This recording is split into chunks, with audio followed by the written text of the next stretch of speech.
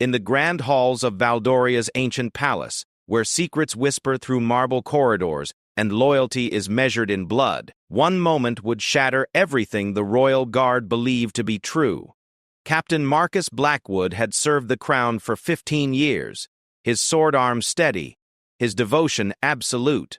But on a rain-soaked Tuesday morning, when Prince Alexander summoned him to the forgotten tower room where dust motes danced in shafts of pale sunlight, the captain would learn that sometimes the greatest enemy of the throne isn't a foreign army or a rebel uprising. It's the truth. What the prince revealed in those quiet moments before dawn would not only question everything Marcus thought he knew about the royal family he'd sworn to protect, but would force him to choose between his oath to the crown and his oath to justice.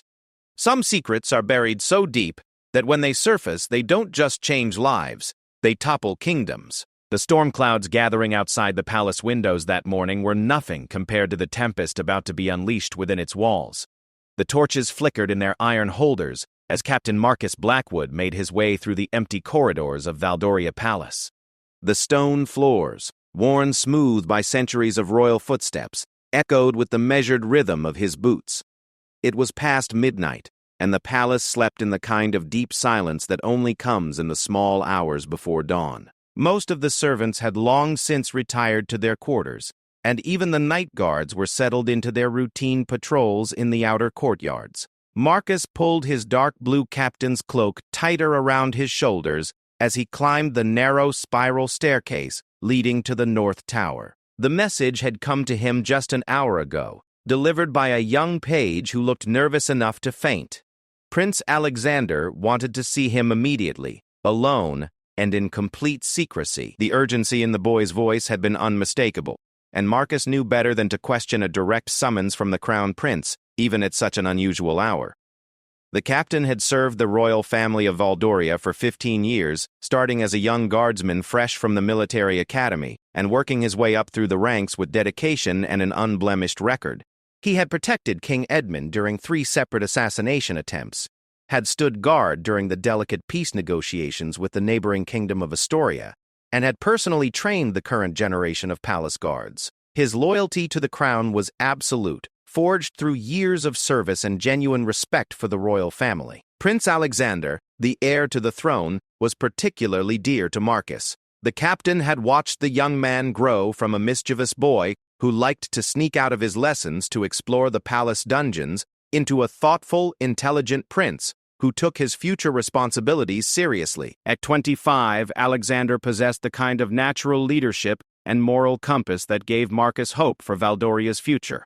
The prince was known throughout the kingdom for his fairness, his genuine concern for the common people, and his determination to be a ruler worthy of his subjects' trust, which was why this midnight summons felt so strange.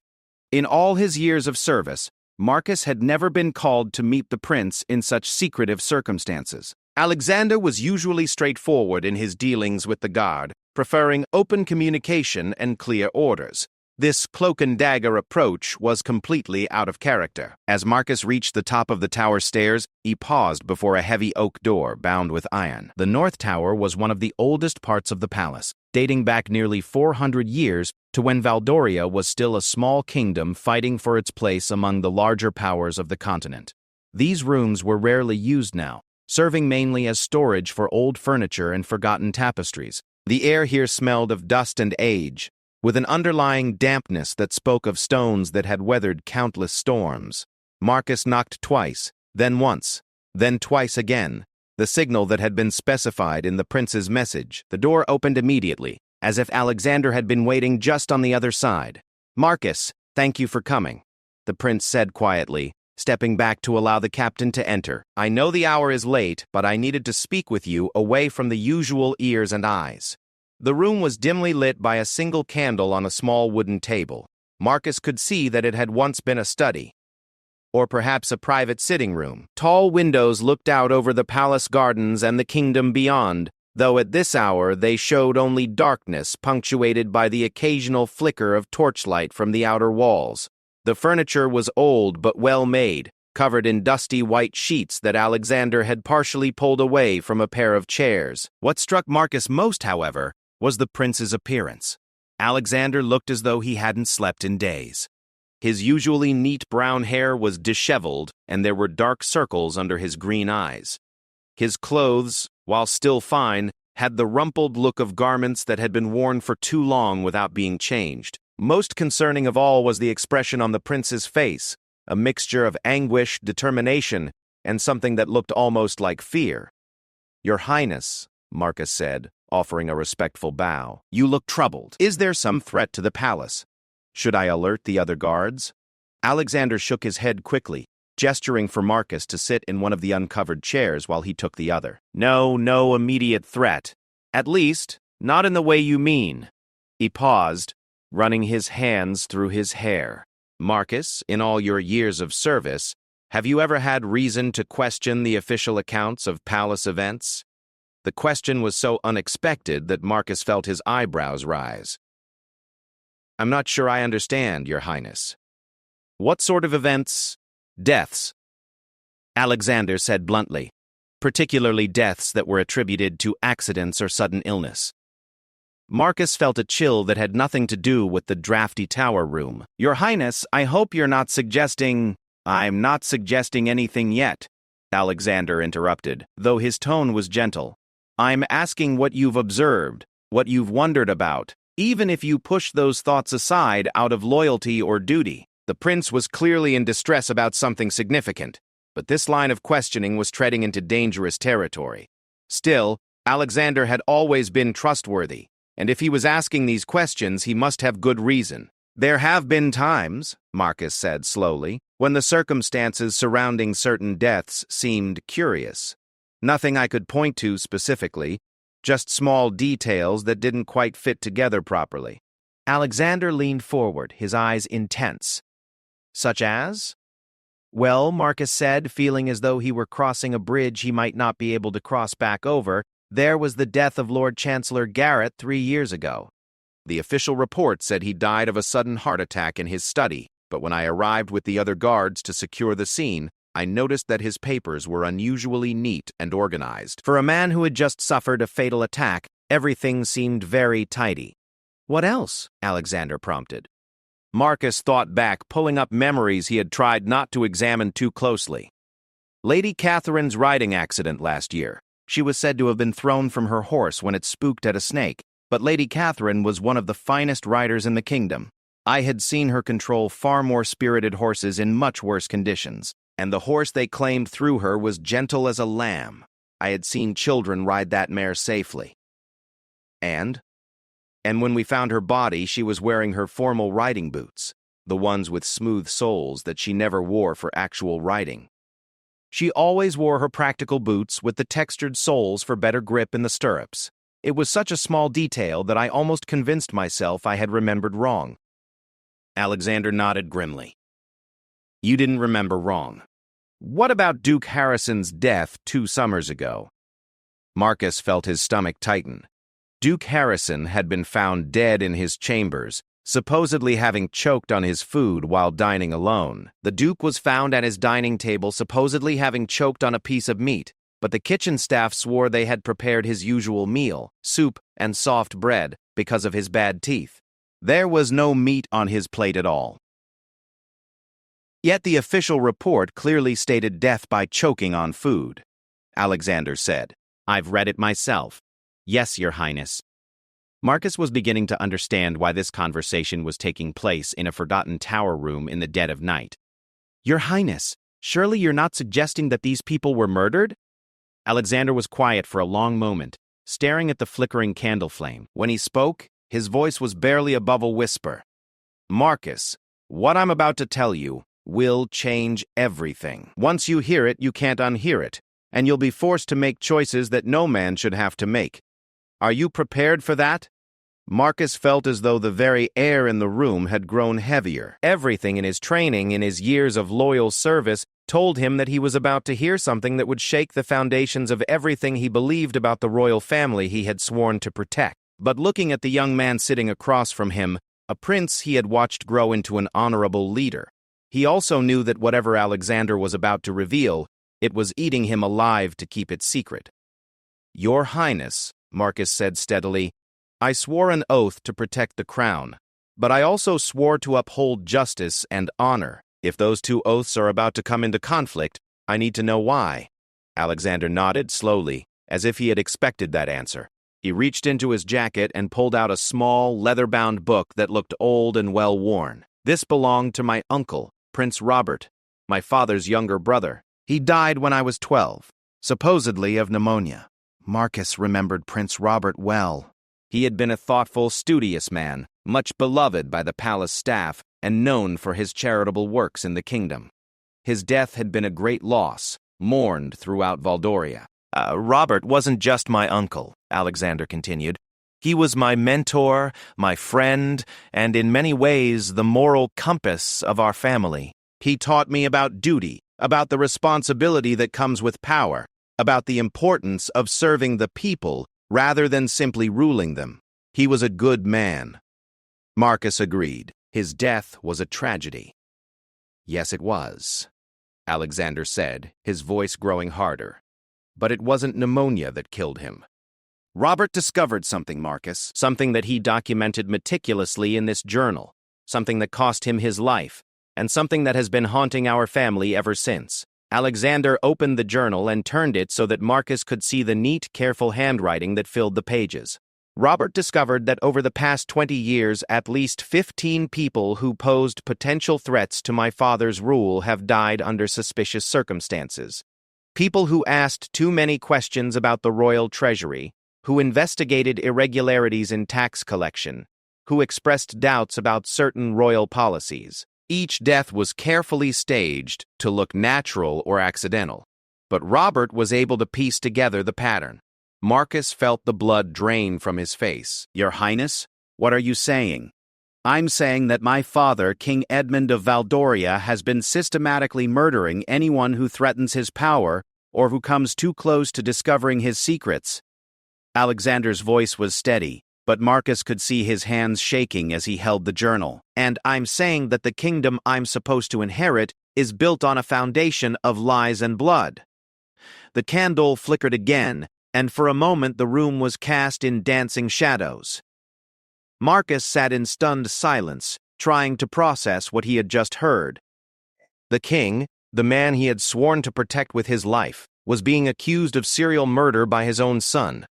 "The people I mentioned earlier," Marcus said slowly, "Lord Chancellor Garrett, Lady Catherine, Duke Harrison, all of them are documented in here," Alexander confirmed, tapping the journal. Garrett had discovered discrepancies in the royal accounts that suggested someone was embezzling vast sums from the treasury. Lady Catherine had been asking questions about the disappearance of several tax collectors who had been investigating irregularities in the outer provinces. Duke Harrison had been corresponding with officials in neighboring kingdoms about my father's increasingly aggressive border policies. Marcus felt as though the ground beneath him was shifting like quicksand. "How can you be certain? How do you know this journal is genuine?" Alexander turned several pages, showing Marcus detailed entries in Prince Robert's handwriting, complete with dates, names, and carefully documented evidence. "Because I knew my uncle's writing, his way of thinking, his meticulous attention to detail, and because over the past 6 months since I discovered this journal hidden in his old chambers, I've been quietly verifying his information. Everything checks out, Marcus. Every death he documented has official reports that don't match the physical evidence, witness testimony that doesn't align with the supposed facts." "But, Your Highness," Marcus said, struggling to find some other explanation, "couldn't these discrepancies be explained by simple incompetence? Mistakes in the investigations, errors in the reports?" "That's what I hoped at first," Alexander admitted. "That's why I spent months checking and rechecking. But the pattern is too consistent. Too convenient. And there's more." He flipped to a section near the back of the journal. Robert wasn't just documenting past murders. He was investigating something bigger, something that my father was apparently desperate to keep hidden. The last entry in this journal, written just 3 days before Robert's death, says that he had discovered the location of documentation that would expose everything, not just the murders, but the reason behind them. "What reason?" Alexander met Marcus's eyes directly. "Robert believed that our father has been systematically looting the royal treasury for years, embezzling funds meant for infrastructure, military pay, and aid to the poor. The murders weren't just about maintaining power. They were about covering up the greatest theft in Valdoria's history. Marcus sat back in his chair, overwhelmed. If what Alexander was saying was true, then the kingdom was in far greater danger than anyone realized. A king who would murder his own subjects to hide his crimes was capable of anything. But the implications went beyond just the moral horror of the situation. "Your Highness," Marcus said carefully, "if this is all true, then you're in terrible danger by even possessing this journal. If the king is willing to murder his own brother to protect his secrets, he wouldn't hesitate to kill his son," Alexander finished grimly. "Yes, I'm very aware of that. It's why I've been so careful, why I've waited so long to tell anyone. But Marcus, I can't carry this burden alone anymore. The weight of knowing what my father has done, what he continues to do while still having to play the role of the dutiful son and heir. It's destroying me." Marcus could see the truth of that statement in the prince's haggard appearance, in the exhaustion that seemed to radiate from him. "What do you want from me, Your Highness? What do you need me to do?" "I need your help to find the evidence that Robert died trying to locate." According to his final entries, there should be a collection of documents hidden somewhere in the palace that proves everything: the embezzlement, the cover-ups, possibly even direct orders for the murders. If we can find that evidence, we can expose the truth and bring justice to all the people who have died. And if we can't find it? Alexander was quiet for a long moment. "Then I have to decide whether to become king, knowing what I know, whether to inherit a throne stained with the blood of innocent people, and whether I can somehow find a way to bring justice from within the system that created these crimes." The candle burned lower, casting longer shadows across the ancient stone walls.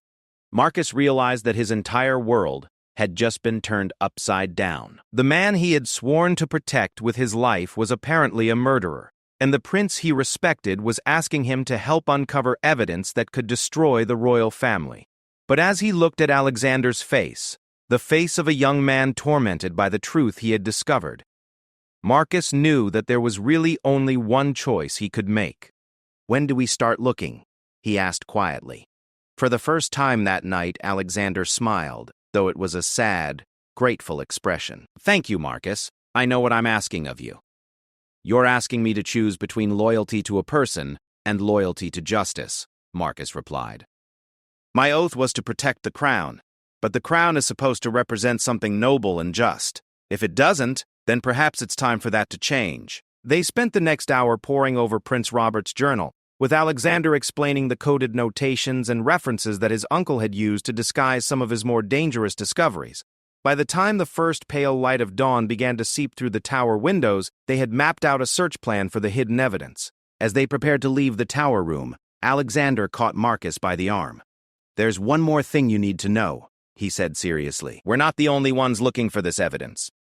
Someone else knows about Robert's investigation.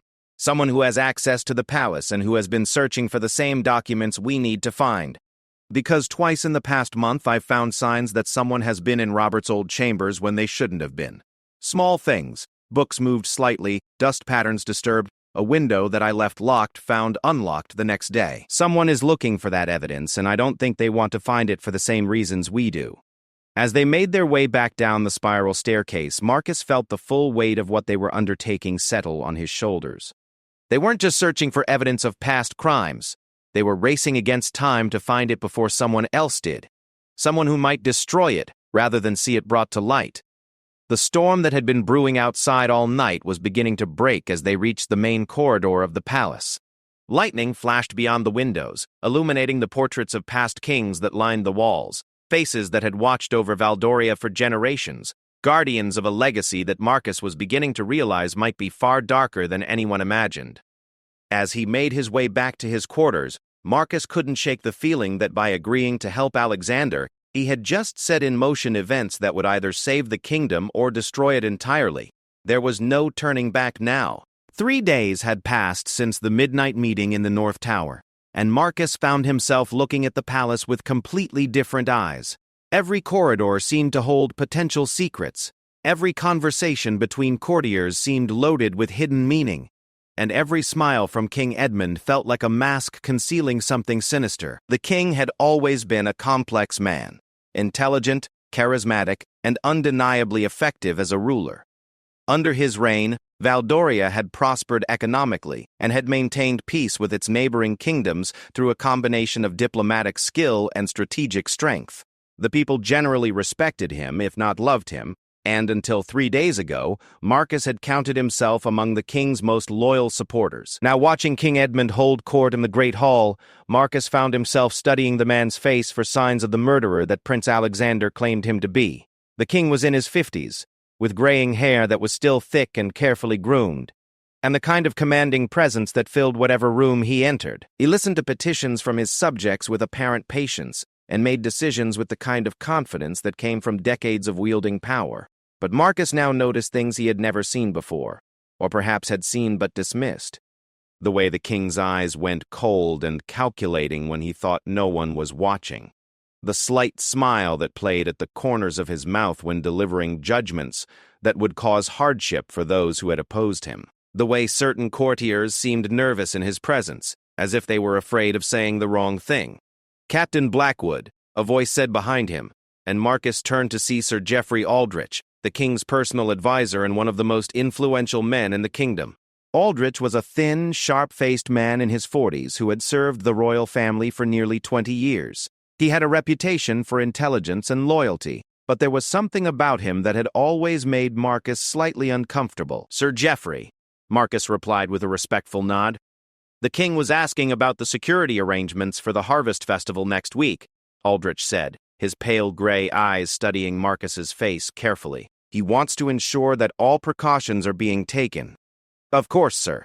I've already begun coordinating with the local magistrates and planning the guard rotations. Everything will be in order." "Excellent." Aldrich paused and his expression became more serious.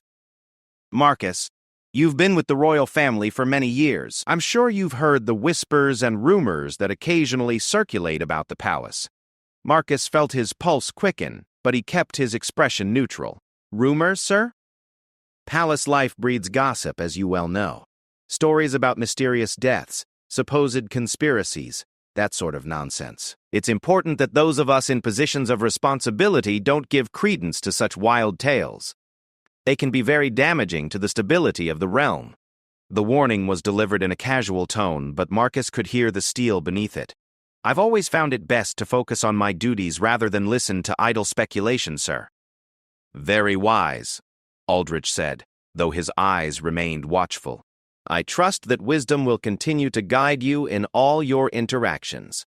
After Aldrich moved away, Marcus felt a chill that had nothing to do with the temperature in the Great Hall.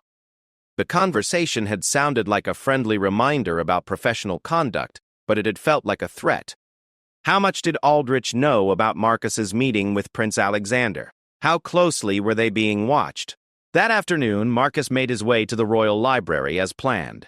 He and Alexander had agreed to meet there to begin their search for Prince Robert's hidden evidence, choosing the library because it was one of the few places in the palace where long periods of research would seem natural and unremarkable.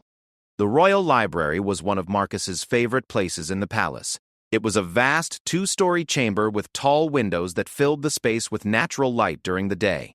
The walls were lined floor to ceiling with thousands of books, scrolls, and documents collected over centuries of royal patronage. Comfortable reading chairs were scattered throughout, and several large tables provided space for serious study. When Marcus arrived, he found Alexander already seated at a table in a secluded corner, surrounded by what appeared to be historical texts and genealogical records. The prince looked up as Marcus approached, offering a tired smile. "I've been here for 2 hours," Alexander said quietly, establishing a legitimate reason for spending time in the library. "Anyone who checks will find that I've been researching the history of royal succession laws, perfectly appropriate for an heir to the throne." "Clever," Marcus replied, settling into a chair beside the prince. "Any luck with the real search?" Alexander shook his head. "I've been thinking about Robert's final journal entries, trying to decode his references to the location of the evidence.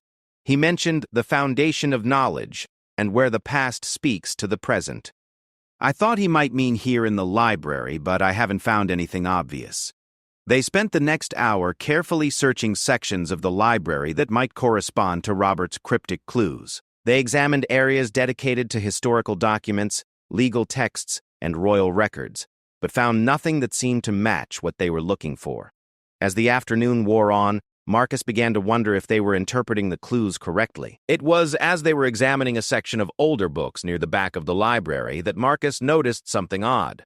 One of the tall bookcases, which should have been flush against the wall like all the others, seemed to have a slight gap behind it.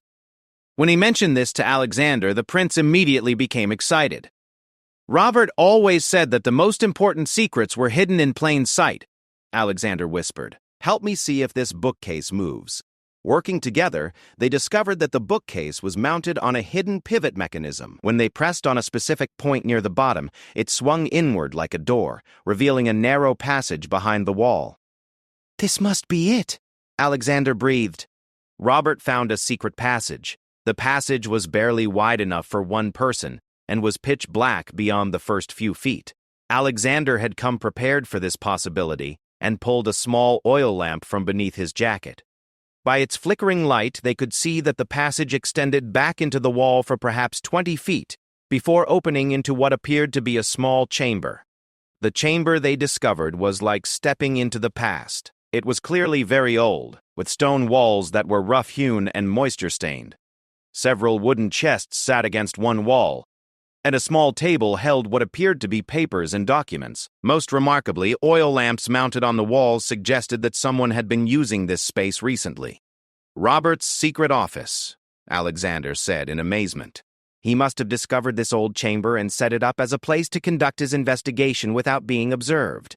They began examining the contents of the chamber carefully. The papers on the table were covered with Robert's handwriting and included detailed notes about his investigation, sketches of the palace layout with various rooms marked in code, and what appeared to be copies of official documents with discrepancies highlighted. But it was the contents of the wooden chests that truly stunned them. The first chest contained dozens of official reports about deaths in the kingdom over the past 20 years, along with Robert's own investigations that showed how these reports had been falsified or deliberately misleading. The second chest held financial records, copies of treasury documents, tax collection reports, and ledgers that showed massive discrepancies between what should have been collected and what had actually been recorded as received. The third chest contained what appeared to be the most damaging evidence of all: personal correspondence between King Edmund and several of his closest advisors, including Sir Geoffrey Aldrich. These letters discussed specific individuals who were becoming problems and needed to be dealt with permanently. While the language was often coded, the meaning was unmistakable. "My God," Marcus whispered, reading over one of the letters by lamplight. "This one is from just 6 months ago. The king is ordering Aldrich to arrange for the accident of Master Thomas, the royal accountant who discovered irregularities in the military budget. I remember Master Thomas's death. He supposedly fell down the stairs while working late in the Treasury building. But look at this." He pointed to another document. Robert made notes about the scene. Thomas's body was found with his head facing the wrong direction for a fall down those particular stairs, and there were bruises on his arms, consistent with being grabbed forcefully. They continued reading through the evidence, each new document painting a darker picture of King Edmund's reign. The financial records showed that over the course of 2 decades, the king had embezzled millions of gold pieces from the royal treasury. Money that should have gone to road maintenance, military equipment, food assistance for the poor during bad harvests, and countless other vital kingdom functions. Perhaps most disturbing was a ledger that tracked what Robert called elimination targets, a list of names with dates next to them that corresponded to the mysterious deaths they had already identified. At the bottom of the list were several names without dates, suggesting future victims that had been planned but not yet acted upon. Marcus felt sick when he saw his own name on that list, dated just 2 weeks in the future. "Alexander," he said, his voice tight with shock. "Look at this." The prince leaned over to see what Marcus was pointing at, and his face went pale. "They're planning to kill you. But why?" Marcus thought back to recent events, trying to understand what might have put him on the king's elimination list. 3 weeks ago, I submitted my quarterly security report. In it, I mentioned some concerns about irregularities I had noticed in the comings and goings of certain individuals in the palace. I thought I was just being thorough, but I must have stumbled onto something that worried them. "We have to get you out of here," Alexander said immediately, "if they're planning something in 2 weeks." "No," Marcus interrupted. "Running would just confirm their suspicions and put you in even greater danger. Besides, now that we know what they're planning, we can prepare for it." They spent another hour cataloging the most damaging evidence from Robert's hidden chamber, making careful notes about the contents of each document. The scope of King Edmund's crimes was staggering, not just the murders, but years of theft that had impoverished the kingdom while enriching the king's personal accounts. As they prepared to leave the chamber, Alexander discovered one final item that changed everything. A letter addressed to him personally, sealed with Prince Robert's personal seal, and labeled, "To be opened only in the event of my death." With trembling hands, Alexander broke the seal and read the letter by lamplight. As he read, his expression changed from grief to horror to something that looked almost like relief. "Marcus," he said quietly. "Robert wasn't just investigating our father's crimes. He was working with allies, people in the kingdom who suspected what was happening and were gathering evidence from their own positions.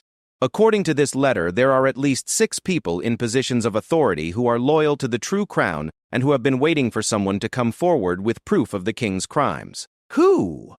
Alexander consulted the letter. "Lord Commander Sullivan of the Royal Army, Magistrate Reynolds from the Capital District, Captain Torres of the Port Authority, Master Elena the Royal Physician, Brother Francis from the main cathedral, and—" Alexander's voice trailed off in surprise. "And who?" "And Queen Isabella," Alexander finished. "My own mother has been working secretly to gather evidence against my father."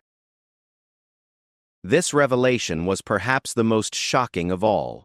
Queen Isabella was known throughout the kingdom as a devoted wife and mother, a woman who dedicated herself to charitable works, and who seemed to embody all the traditional virtues of royal femininity. The idea that she had been conducting her own secret investigation into her husband's crimes seemed almost impossible to believe. "There's more," Alexander continued, reading from the letter.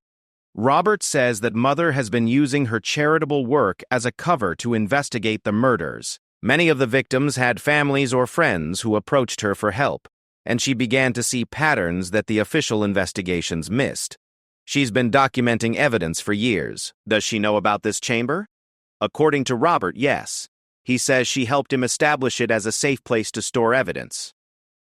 "Marcus, we're not alone in this. There's already a network of people working to expose the truth." As they carefully returned the chamber to the way they had found it and sealed the hidden passage, Marcus felt both hopeful and terrified. The evidence they had discovered was overwhelming, certainly enough to expose King Edmund's crimes and bring him to justice. But the process of making that evidence public would be incredibly dangerous. They were dealing with a man who had already proven himself willing to murder anyone who threatened him, including his own brother. When they emerged from behind the bookcase, they discovered that the library was no longer empty. Sir Geoffrey Aldrich was seated at a reading table across the room, apparently absorbed in a large book of legal statutes. He looked up as they appeared, his sharp features showing mild interest. "Your Highness, Captain Blackwood," he said pleasantly. "Productive afternoon of research?" "Very productive, thank you," Alexander replied smoothly. "I'm finding the historical perspectives on succession law quite illuminating." "Excellent. Knowledge of our kingdom's legal foundations is essential for effective leadership." Aldrich's gaze shifted to Marcus. "And Captain, I trust you found the materials you needed as well?" Marcus realized that Aldrich was fishing for information, trying to determine what they had actually been doing in the library. "I was assisting His Highness with some questions about historical military protocols, sir. Always valuable to understand how our predecessors handled security challenges." "Indeed." Aldrich smiled, but the expression didn't reach his eyes. "Well, I shouldn't keep you from your important work. Good evening." As they left the library, Marcus felt Aldrich's gaze following them. The man's appearance in the library couldn't be coincidence. He was clearly suspicious of their activities and was conducting surveillance of some kind. "We're being watched," Marcus said quietly as they walked through the corridors. "I know. Alexander replied, which means we need to be very careful about our next steps. But Marcus, knowing that Mother and the others are working with us changes everything. We're not just two people trying to expose a conspiracy.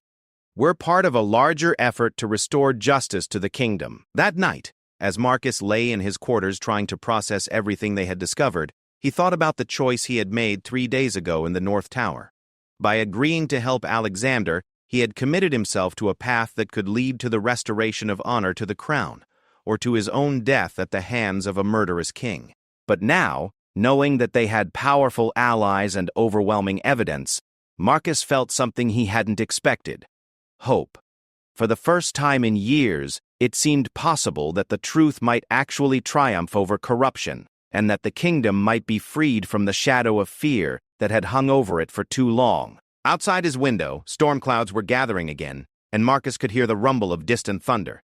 Another storm was coming, but this time he felt ready to face it. The evidence was real, the allies were in place, and the time for justice was finally at hand. The only question now was whether they could expose the truth before King Edmund realized how close they were to destroying him. The message came during the pre-dawn hours, delivered by a servant girl who couldn't have been more than 16. She approached Marcus as he was conducting his morning inspection of the palace gates, her young face pale with nervousness. "Captain Blackwood, sir," she whispered, glancing around to make sure they weren't being observed. "I have a message from Her Majesty the Queen. She requests your presence in the Rose Garden at the 7th hour, alone." Marcus felt his heart skip. Queen Isabella was making contact, just as Prince Robert's letter had suggested she would. "Thank you," he told the girl quietly. "You've delivered your message faithfully." The Rose Garden was Queen Isabella's private sanctuary, a carefully tended space behind the palace where she spent hours each day working with the flowers and plants that were her passion. It was also, Marcus realized, the perfect place for a private conversation, surrounded by high hedges and far enough from the main palace buildings that voices wouldn't carry to unwanted ears. As he made his way through the early morning mist toward the garden, Marcus reflected on how much his understanding of the royal family had changed in just 1 week. Prince Alexander, whom he had always respected, had proven to be even more courageous and honorable than Marcus had imagined. And now Queen Isabella, whom he had thought of as a gentle, sheltered woman interested only in charity work and gardening, was revealing herself to be something far more complex. He found her kneeling beside a bed of white roses, carefully tending to the plants with the kind of practiced skill that spoke of years of dedicated work. She was dressed simply in a dark blue gown with practical sleeves that could be rolled up for working, and her graying hair was pulled back in a simple style that emphasized the intelligence in her dark eyes. "Your Majesty," Marcus said quietly, offering a respectful bow. Queen Isabella looked up from her roses and smiled, though Marcus could see the strain around her eyes. At 52, she remained a beautiful woman, but there was a sadness about her that seemed to have deepened in recent years. Now Marcus understood why. "Marcus," she said, rising to her feet and brushing soil from her hands. "Thank you for coming. I assume Alexander has told you about Robert's investigation?" "Yes, Your Majesty. We found his hidden chamber in the library and read his final letter. I have to say, I was surprised to learn about your involvement." Isabella's smile became more genuine. "I imagine you were. I've worked very hard over the years to maintain the appearance of a traditional queen, devoted wife, loving mother, interested only in domestic concerns and charitable works. It's been the perfect cover for gathering information about my husband's activities." She gestured for him to walk with her along the garden paths, where their conversation would be less likely to be overheard even if someone was watching from the palace windows. "When did you first begin to suspect?" Marcus asked. 7 years ago, Isabella replied without hesitation. "One of the families I was helping through my charitable work was the widow and children of a tax collector named Peter Hartwell. He had died supposedly of a sudden fever, but his wife told me things that didn't match the official story. Peter had been investigating discrepancies in the tax records from several provinces, and he had told his wife that he was close to uncovering evidence of massive theft from the royal treasury." Isabella paused beside a fountain in the center of the garden, the sound of falling water providing additional cover for their voices. Peter's wife said that on the night before his death, he had been excited about a meeting he was supposed to have with someone from the palace, who claimed to have information about the missing funds. The next morning, he was dead. You investigated further. Carefully and very slowly, Isabella confirmed.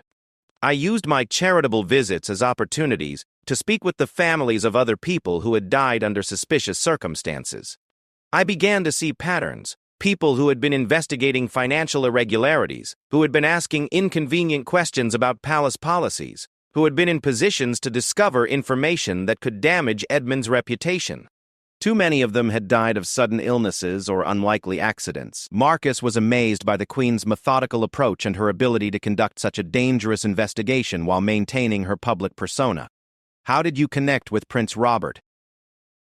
Robert came to me, Isabella said. About 4 years ago, he approached me with his own suspicions and his own evidence. He had noticed that I was asking questions during my charitable visits, and he realized that I was investigating the same things he was. We agreed to work together, pooling our information and our resources. It must have been difficult pretending to be a loving wife while secretly investigating your husband for murder. Isabella's expression darkened. You have no idea. Every evening at dinner, every public appearance, every moment when I had to smile and play the role of the devoted queen, while knowing what Edmund had done, it nearly broke me. But I kept thinking about all the families who had lost loved ones, all the people who had suffered because of his greed and cruelty. They deserved justice, even if it meant destroying my own life in the process. As they continued walking through the garden, Isabella explained the network of allies that she and Robert had built over the years. Each of the 6 names mentioned in Robert's letter represented someone in a position of authority who had noticed irregularities in their own areas of responsibility and who had agreed to help gather evidence. Lord Commander Sullivan first became suspicious when he noticed that funds allocated for military equipment and soldiers' pay kept disappearing, Isabella explained. Weapons that should have been purchased were never delivered, but the money had supposedly been spent. Soldiers' families were told there was no money for death benefits, while the treasury record showed that such payments had been made. And Magistrate Reynolds? Reynolds handles legal matters in the Capital District. He began noticing that investigations into certain deaths were being conducted improperly, evidence was being overlooked, witnesses were being discouraged from testifying, reports were being filed that didn't match the facts. When he tried to pursue these irregularities, he was told to focus on other matters. Isabella went on to describe how each of their allies had discovered pieces of the larger puzzle. Captain Torres, at the Port Authority, had noticed discrepancies in import taxes and customs duties. Master Elena, the royal physician, had been asked to sign death certificates for people she had never examined and whose described symptoms didn't match any known diseases. Brother Francis at the cathedral had been approached by numerous families seeking help for loved ones who had died under suspicious circumstances. We've been building our case methodically, Isabella said. But we needed someone with access to the palace security records and someone the people would trust when the truth finally came out. Robert thought you would be perfect for both roles. And now? Isabella stopped walking and turned to face Marcus directly. Now we're ready to act. The evidence is overwhelming, and we have enough allies in key positions to ensure that the truth will be heard and believed. But we need to move quickly. Edmund is becoming increasingly suspicious, and he's making plans that could put all of us in immediate danger. What kind of plans? 3 days ago, I overheard a conversation between Edmund and Sir Geoffrey Aldrich. They were discussing something called the Final Solution, a plan to eliminate everyone who might pose a threat to Edmund's continued rule. Your name was mentioned, along with several others. Marcus felt a chill. How much time do we have? Not long. Based on what I overheard, they're planning to act during the Harvest Festival next week. The celebration will provide cover for making several deaths look like accidents. A balcony collapse here. A food poisoning incident there. Perhaps a tragic fire.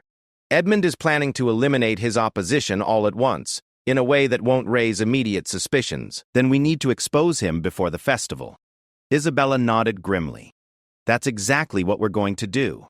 Tomorrow evening, there's to be a formal dinner in the Great Hall for visiting dignitaries from Astoria.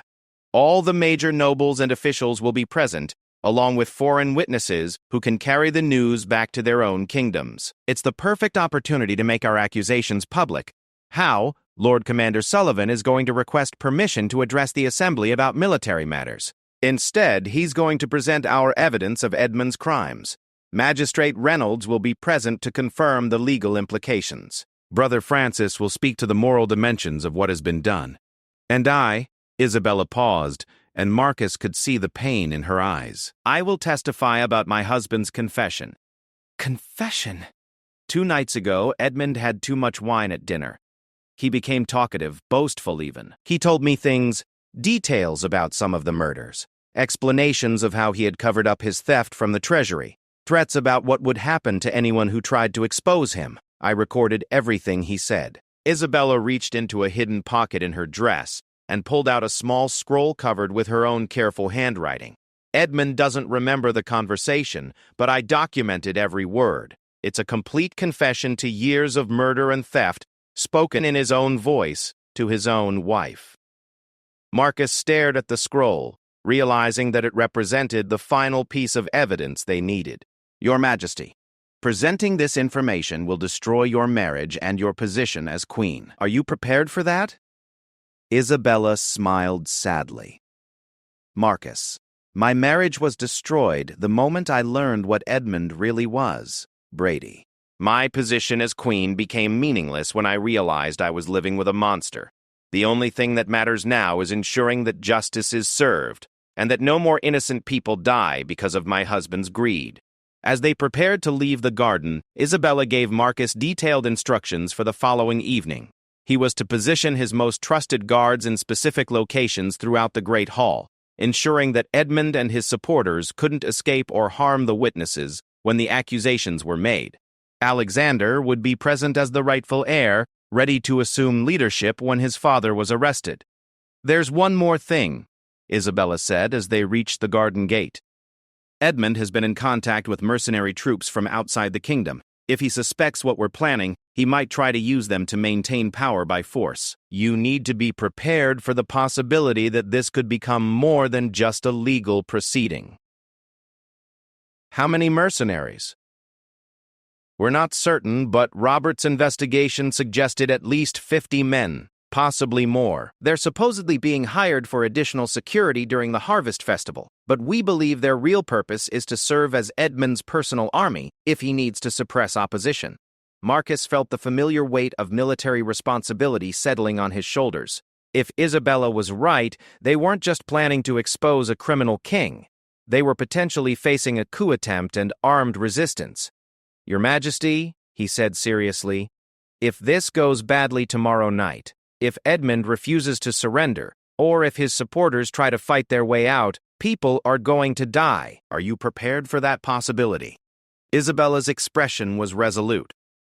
More people will die if we do nothing. At least this way we're fighting for justice rather than allowing murder and tyranny to continue unchecked.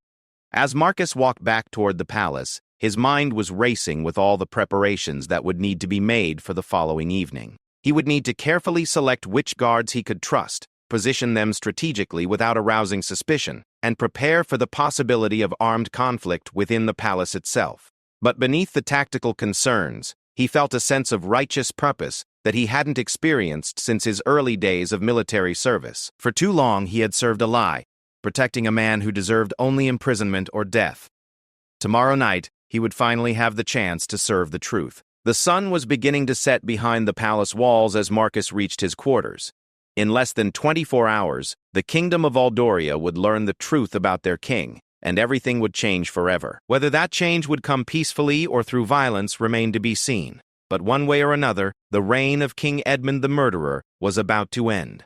As he began to prepare for what might be the most important night of his life, Marcus thought about the young man he had been when he first swore his oath to the crown 15 years ago. That young man had believed in honor, justice, and the nobility of service. Tomorrow night he would finally have the chance to fulfill that oath in the way it was meant to be fulfilled, by protecting the people and upholding the principles that the crown was supposed to represent. The storm that had been building for years was about to break, and Marcus was ready to stand in the center of it. The great hall of Valdoria Palace had never looked more magnificent than it did on the evening that would change everything. Hundreds of candles cast dancing light across the vaulted ceiling, and the long tables were set with the finest crystal and silver in the royal collection. Foreign dignitaries from the Kingdom of Astoria sat alongside Valdoria's most prominent nobles, creating an atmosphere of international importance that would ensure word of the evening's events would spread far beyond the kingdom's borders. Marcus stood at his designated position near the main entrance, his hand resting casually on the hilt of his sword. To any observer, he appeared to be fulfilling his normal duties as captain of the guard, but in reality, he was coordinating the most dangerous operation of his career. Scattered throughout the hall were 12 of his most trusted men, each positioned to cover potential escape routes and protect the key witnesses when the moment of revelation arrived. King Edmund sat at the head table, resplendent in royal blue and gold, playing the part of the gracious host with practiced ease. He raised his goblet frequently in toasts to his guests, his laughter carrying across the hall as he shared stories and jokes with the Astorian delegation. To everyone present, he appeared to be exactly what he had always seemed, a confident, charismatic ruler, enjoying an evening of diplomatic celebration. Only Marcus, Alexander, and Queen Isabella knew that they were looking at a man who had murdered at least 15 people and stolen millions from his own kingdom's treasury. Alexander sat to his father's right, maintaining the facade of the dutiful son and heir.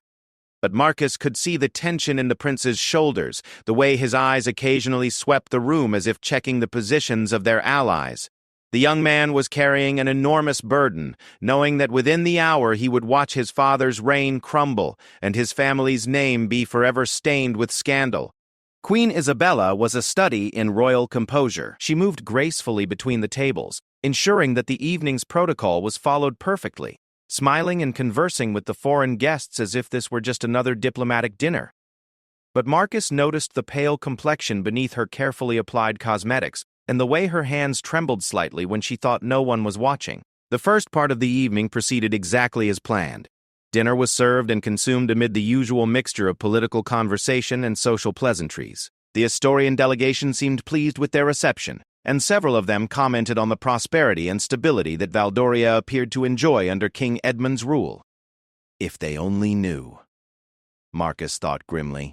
As the final course was being cleared away, Lord Commander Sullivan rose from his seat at one of the side tables and approached the head table. A man in his 60s with iron-gray hair and the bearing of a career soldier, Sullivan commanded immediate respect from everyone in the room. "Your Majesty," he said with a respectful bow, "might I have permission to address the assembly? I have matters of significant importance to discuss regarding the security and future of our kingdom." King Edmund smiled graciously, apparently pleased to have his military commander showcase Valdoria's strength in front of the foreign guests. "Of course, Lord Commander. Please, share your thoughts with our distinguished company." Sullivan moved to a position where he could address the entire hall, his voice carrying clearly in the sudden quiet.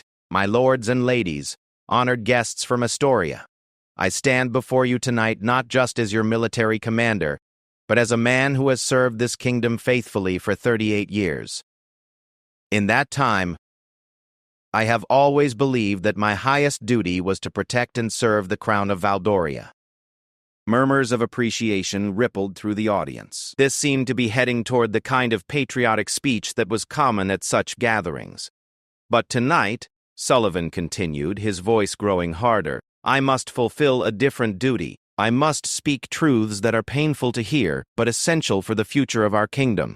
For I have discovered that the crown I have served so faithfully has been corrupted by crimes so heinous that they threaten the very foundation of our realm." The murmurs stopped abruptly. King Edmund's smile faltered, and Marcus saw Sir Geoffrey Aldrich half rise from his seat before catching himself. "What are you saying, Sullivan?" the king demanded, his voice carrying a warning tone that Marcus had never heard before. Sullivan reached inside his military jacket and pulled out a scroll, the summary of evidence that he, Queen Isabella, and the other allies had prepared. "I am saying, Your Majesty, that we have uncovered evidence of systematic murder and theft conducted by the crown itself. I am saying that over the past 20 years, at least 15 loyal subjects of Valdoria have been murdered to conceal the theft of millions of gold pieces from the royal treasury." The hall erupted in shocked voices and the scraping of chairs as people turned to stare at the king. The Astorian delegation looked stunned, clearly uncertain whether they were witnessing some sort of elaborate dramatic performance or an actual accusation of royal crimes. King Edmund rose to his feet, his face flushing with anger.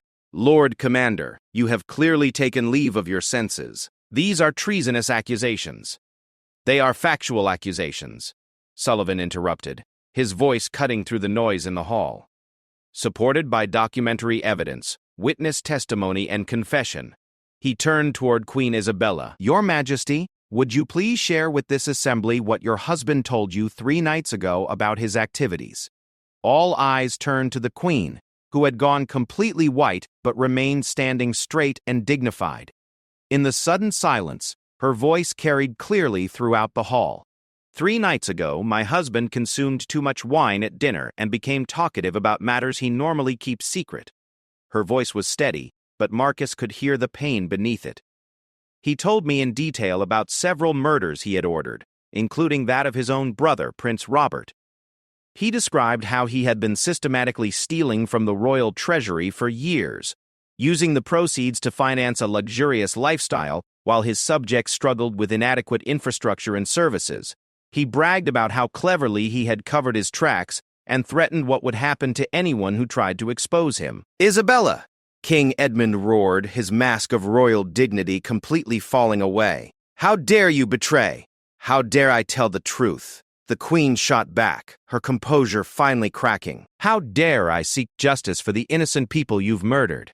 How dare I try to save our kingdom from the monster I've been married to for 25 years? The hall was in chaos now, with nobles shouting questions and accusations, servants backing away from the royal table in fear, and the Astorian delegation demanding explanations from their hosts. But Marcus was focused on King Edmund, watching for the moment when the cornered man would make his next move. He didn't have to wait long. "Guards!" the king bellowed, his face twisted with rage.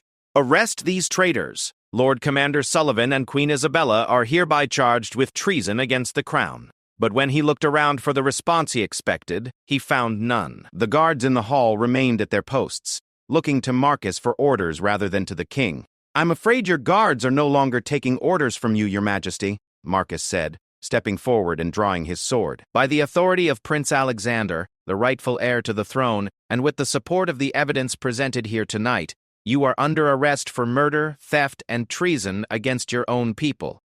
Alexander rose from his seat, his face pale but determined. "Father, you have been exposed. Surrender now, and you will be given a trial in accordance with the law. Resist, and you will be treated as the criminal you are."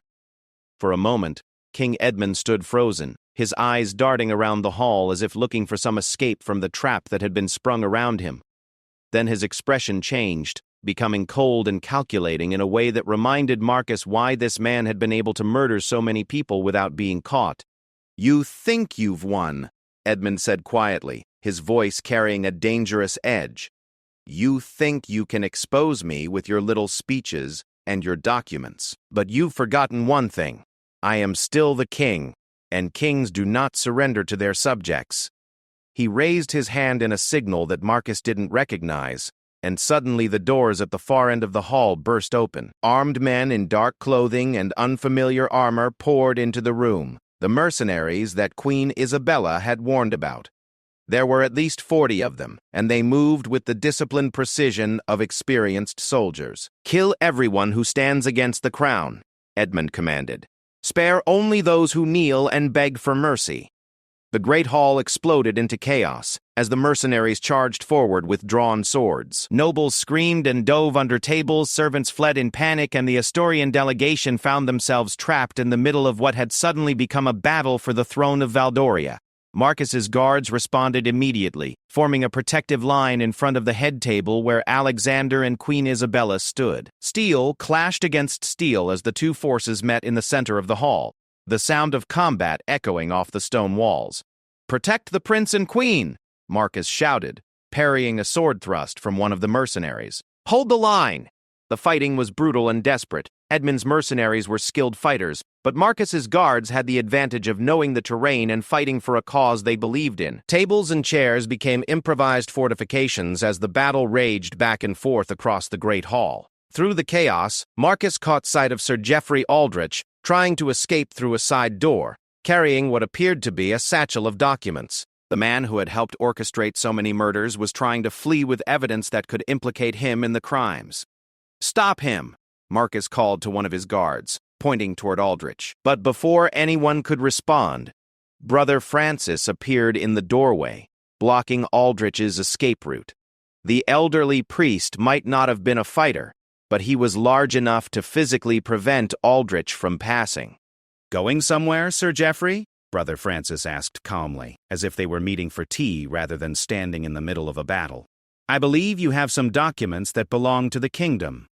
Aldrich drew a dagger and lunged at the priest, but Francis was ready for him. The two men grappled briefly before other guards arrived to subdue Aldrich and secure his satchel. Meanwhile, King Edmund had grabbed a sword from one of the fallen mercenaries and was advancing on Alexander with murderous intent. "You ungrateful whelp!" he snarled. "I should have killed you years ago when I first suspected you might cause trouble."